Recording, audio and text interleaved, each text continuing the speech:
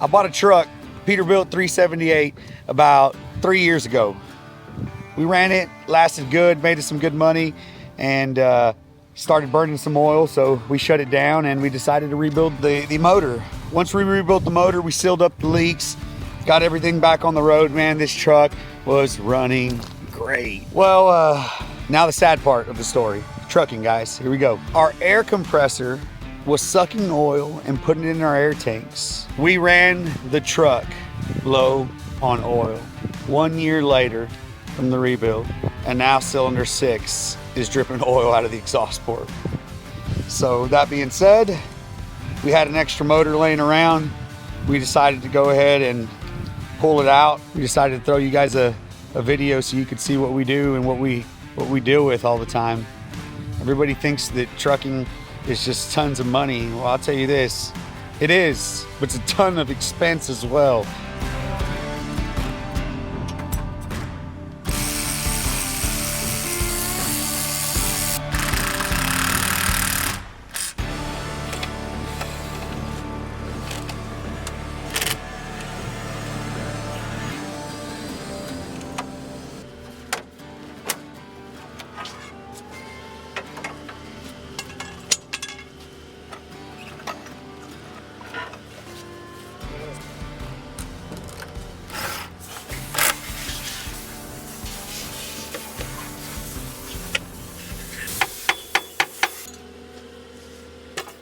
Stuck. I guess when we lifted the engine, we can pull that one out.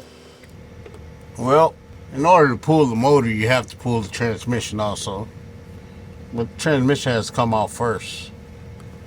Because in this situation right here, the transmission is held up by the motor. So we would have to dislocate the transmission from the motor, slide it back and down, and then pull the engine out. What I'm in the process of doing now is removing pressure plate bolts. So far I have 2, and it's 8 of them. And then you rotate the engine.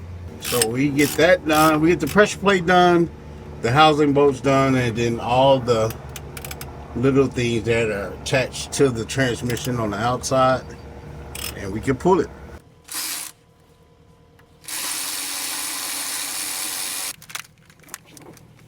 All the wires from the computer. I used to unplug it, unplug these wires, and then unplug it. And unplug it this one. All the other wires from the other side. It's the computer from the front. Wires from the computer on the back. All these.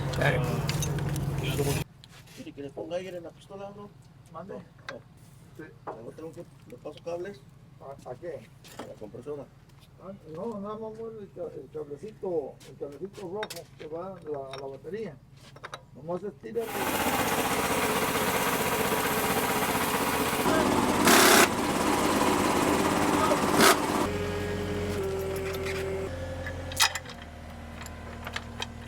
That's this change here. That way we can do the balance on the way.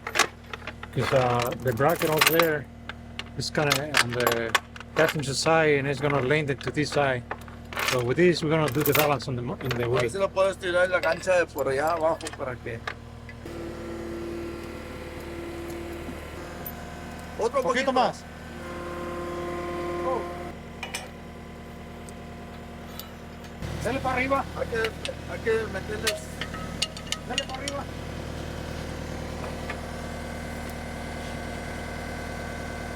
Para arriba. Sin miedo, dale. Ay, espérame. Un poquito para atrás. Arriba. Oh.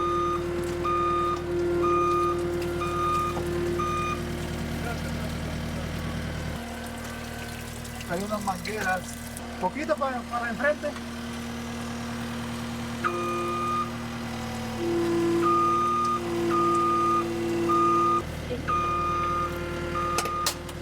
Arriba.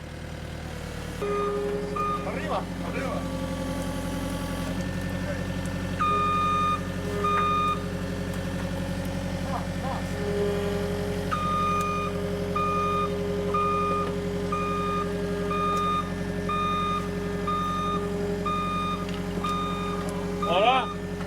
Arriba. Ok, dale para atrás. Dale, dale. Dale, dale.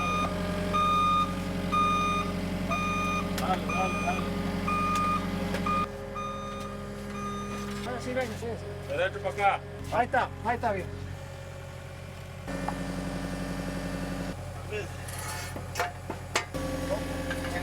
Si queremos sacar el cárter o algo, pues ya tenemos, ¿no? Ahí está la...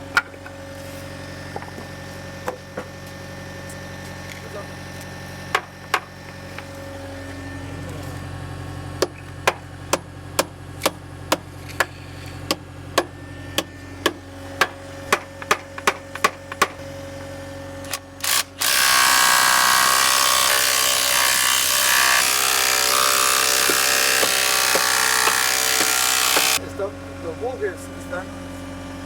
Tiene una pipa, Ah, el ok. tornillo, si lo pego se va a mellar y no va a caber para arriba.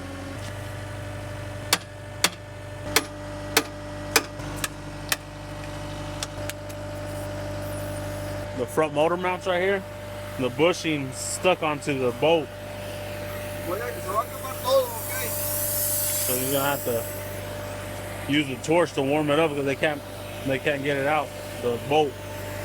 So using the torch, they're gonna warm it up. Basically gonna burn it off. Now we gotta go buy some new motor mounts.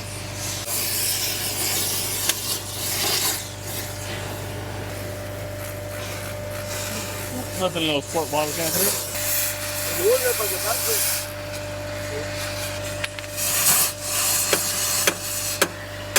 You wanna know how to remove some front motor mounts? All you need is a torch. Great choice.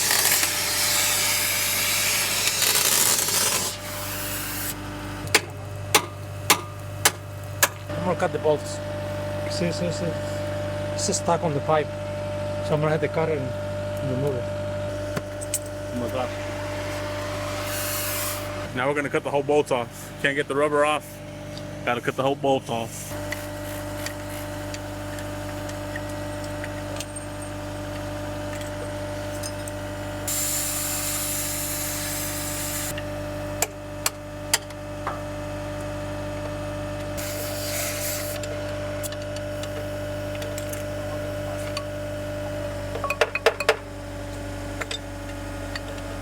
Arriba.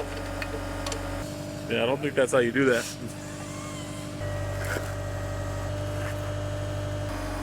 Oh. Dile poquito para arriba.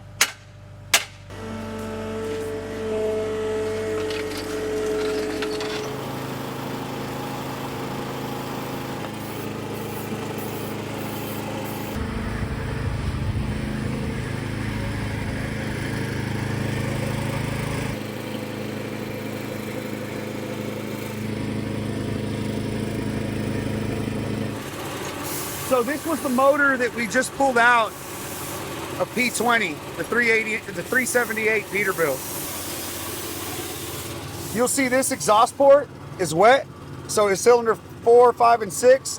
One of those is passing oil in the combustion chamber, and this is what it's supposed to look like dry inside. So this truck was burning like 2 gallons of oil a week. You keep running it, you keep adding oil, I mean, it will run. These trucks, they will run and cost you a lot of money in oil as well. But what we decided to do is shut it down before we had a rod or a main go out or something internal that caused us to lose our block. Check this out. Most people would think that this rear housing is leaking oil right here. You see that? That's that rear housing that looks like it's leaking oil, and that's exactly what it looks like. But oil, you got to find, of course, it goes with gravity, so it's going to travel. So if you go all the way up to here, it was actually leaking out this cover. We ended up putting an injector in it a couple months ago, and yeah, we ended up losing oil in our air tank, but that was another place that we were losing some oil. So this is common on Detroits. We figured out how to seal them though. I've had to take one of these apart 3 or 4 times before I actually got it sealed. Man, you know, I was suffering, but luckily we figured it out. thanks to you guys on the internet with the crystal balls. Y'all had the solution, and we applied y'all's method, and we learned as well. So we're trying to develop a crystal ball of our own, and that way we can help you guys out. Yeah, but other than that, all this right here, this is just normal. Little seats, nothing crazy. And Detroit's like to leak from up here a ton. This one's not leaking like that because it would be all wet. On the oil pan gasket, you can see was leaking. That right there was not the oil pan gasket, but it was the plug, the drain plug on the bottom. We're actually gonna have to pull that oil pan off and put it on that engine because that engine came out of a Freightliner, and this one being that it's a Peterbilt, the engine oil pan is a little bit different. I'm not sure exactly how many oil pan differences there are, but I know that this one that's on here works with this truck, and I've had to do that before. So everything else is pretty much the same besides the oil pan.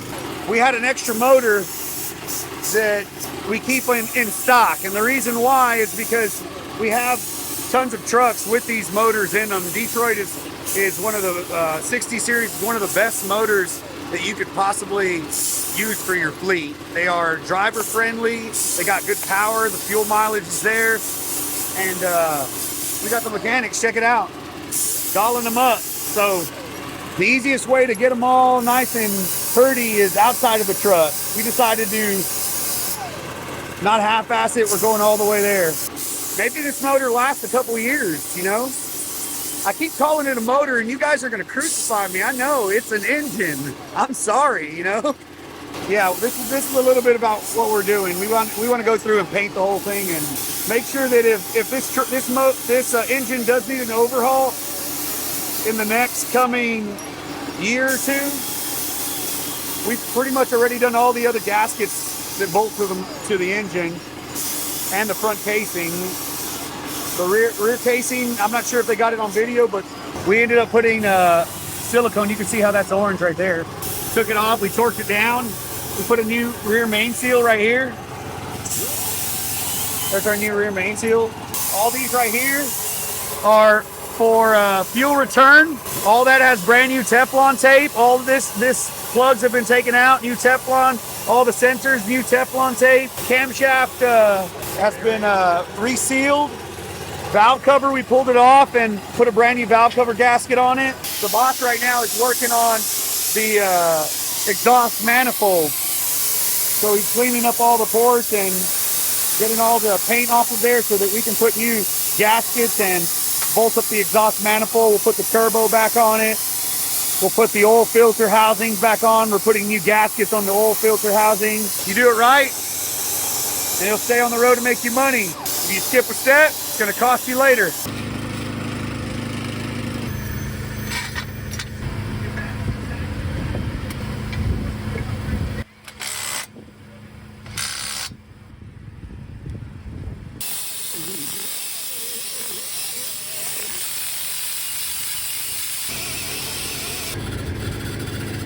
So there is a better way of cleaning this stuff up, which is a sandblasting tool, but we're working with what we got. We could just put it all back together the way it is, dirty, and say, oh, well, we didn't have a sandblaster. We rather not. That little grinder will do some work in the hands of somebody that's willing. And that's my friend right here, Sabah.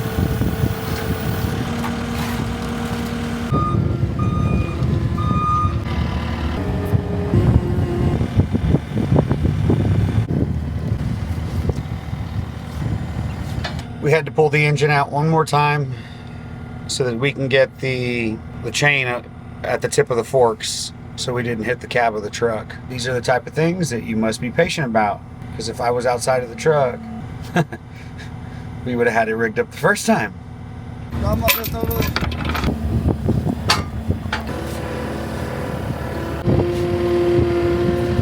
Ok, ahí mero, bájale tantito, brother. Más.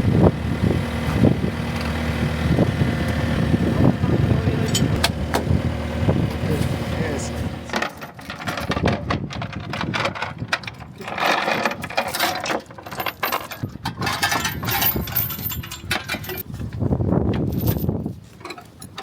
All right, guys, we are about to fire up the Detroit 60 series and check out how it runs.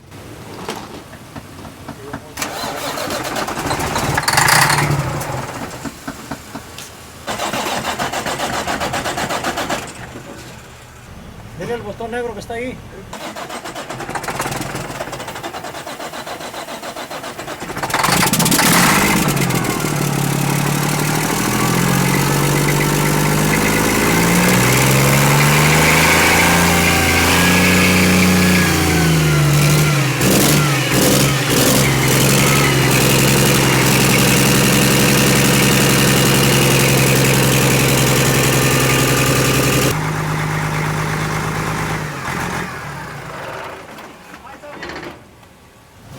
There we go. We got to put the steer tires on it, and we are going to take this truck for a test drive. We're actually planning on putting it on the road on Monday. So Monday it's going to go make the money back that we spent on this. So we are excited, and most importantly though, we are blessed to be able to be producing you guys videos and getting you guys to take this journey with us. So thank you guys. Like, subscribe, share, comment.